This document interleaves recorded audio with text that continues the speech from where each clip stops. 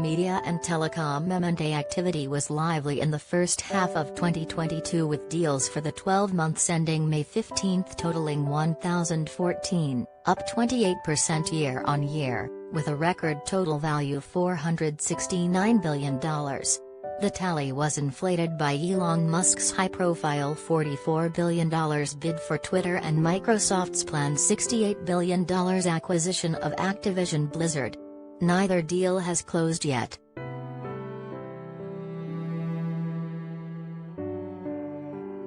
Music, sports and digital advertising deals are likely to continue brisk, according to PwC's latest biannual MA&A survey, which is released each June and December.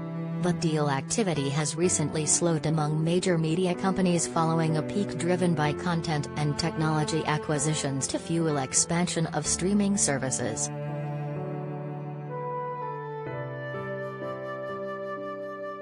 Related story.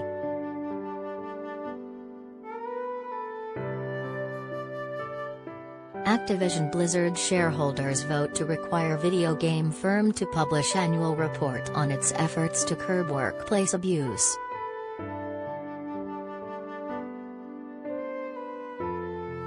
The first half saw Amazon's purchase of MGM and the Warner Media Discovery merger close within weeks of each other this spring, among a spate of deals focused on acquiring IP that can be monetized across platforms and geographies.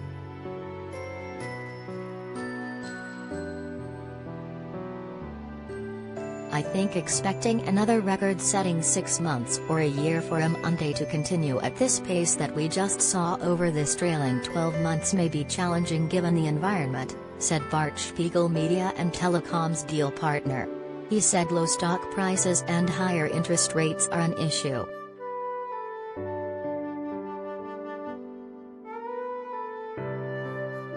At a macro level, you have pressures on some companies that, if they want to embark on an M&A strategy, are 1. Hey, my stock price is down, so paying with something for stock is a bit limited. And 2, if I want to access the debt market, it is more expensive, he told Deadline.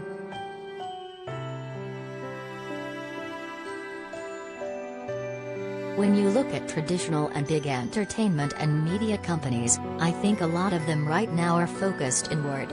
They have recently launched streaming platforms, are exploring or embracing an AVOD strategy. You have to make sure your tech stack can support it, your user interface is locked and loaded. They are positioning themselves for future growth.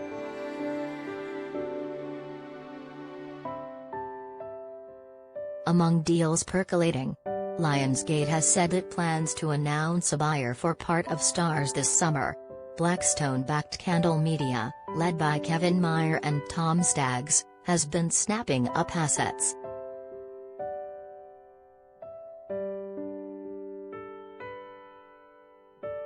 Inflation, driven in large part by the Russia-Ukraine war and ongoing COVID-related supply chain disruptions, is at a 40-year high.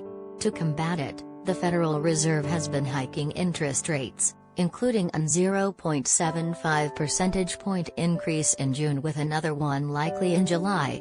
The uncertainty has pummeled stocks in recent months.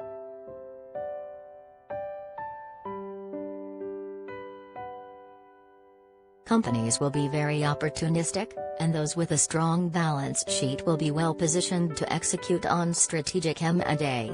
But it would have to be compelling, something that is transformational or bring a significant amount of IP, Spiegel said. Stocks may be low but sellers aren't necessarily willing to drop to bargain basement prices. Nothing is going to be on the cheap, he said. After a flurry of sales over the past year, I don't see a significant amount of divestitures happening now, not in this market.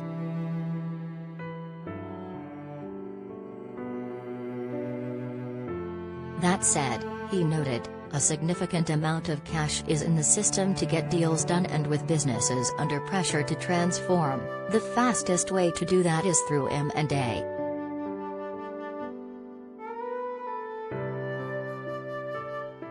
The survey said private equity deals made up 42% of the total in the sector over the past 12 months, and small to mid-size tech deals continue to dominate private deal volumes.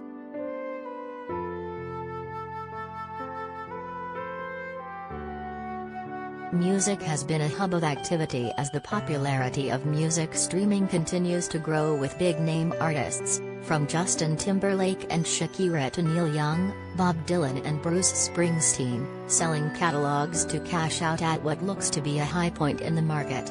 Buyers have varied from traditional labels to new investment funds seeking to build annuity revenue streams based on intellectual property. There's also been renewed acquisitions interest in independent music labels and music publishers.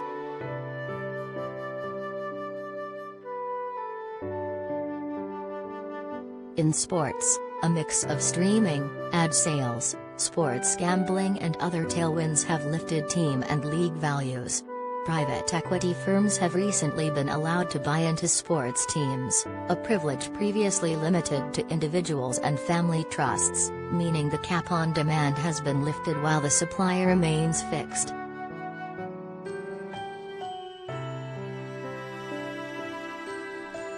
And the ongoing shift to digital advertising favors deals involving sophisticated audience targeting and engagement tracking.